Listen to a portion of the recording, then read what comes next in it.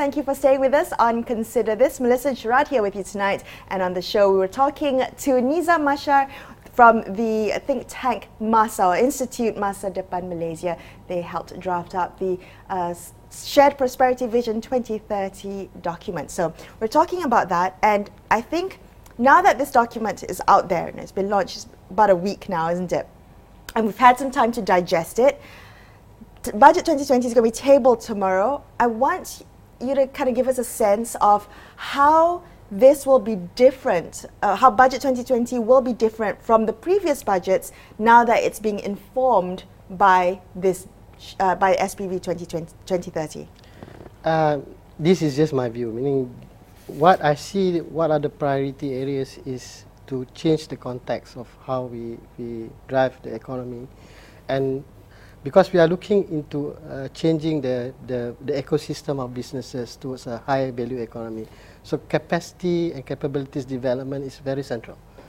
So I think there should be a lot of focus on the SMEs development, the development and transformation of our workers, the skills development, TVET, etc. That should be important, especially to the youth. And I think to provide more, to relook into the state development, looking again in the context of capacity and capability development. Are the industries ready, and what are the focus of the development for those industries, and what are the necessary importance for each of the industries to move forward into the aligning themselves to the shared prosperity. Okay. Right, so this is the document for the next 10 years. Yes. Budgets for the next year, right? But your institute is Masa Depan. Masa Depan is the future. And I'm thinking when we listen to futurists, we're talking about 50 years ahead, right? And the question is, are we thinking in those terms? So what do you think are going to be the major challenges, especially in the external environment, not the Malaysian national or domestic context, that will really determine if we can deliver on the aspirations that are embedded in this document? The external element is missing from this document. Do you agree? We are looking at, because the central part of the earlier discussion of the whole document is talking about, are we missing the opportunity? Because everyone is saying, globally people are looking at Asia, at ASEAN, as the new gravity of economy of the world. And China is there, and then India is there. And you see the booming of Indonesia itself, our partners. But we are seemingly lacking. We are no more the knowledge-based country. We are no more the technology-based country.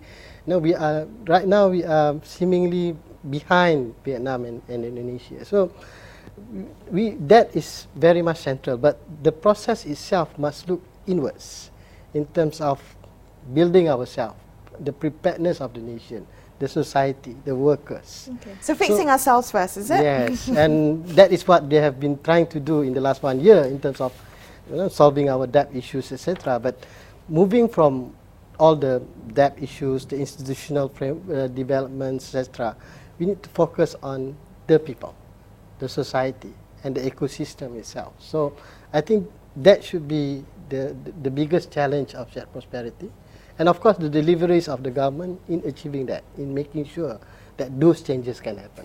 What is the most negative scenario you think? What could derail these plans? People losing hope to the country. The government is not delivering the aspiration of the other people.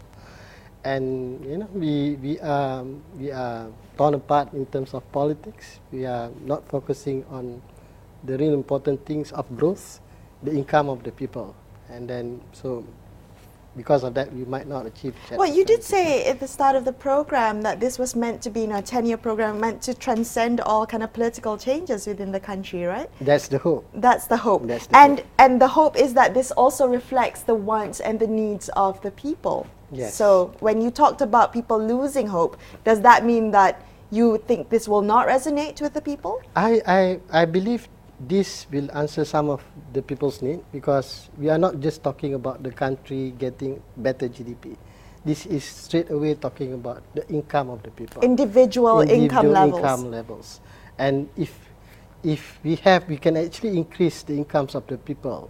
So the gaps, the trust within people, what we mentioned in the definition itself, talking about the prasangka from one or another.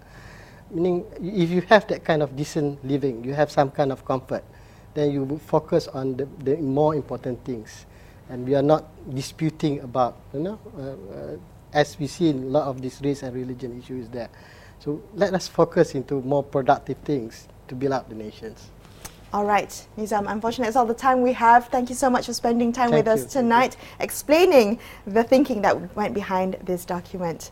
I'm Melisa Idris with Sharaad Kuttan signing off for Consider This. Thank you so much for watching and good night.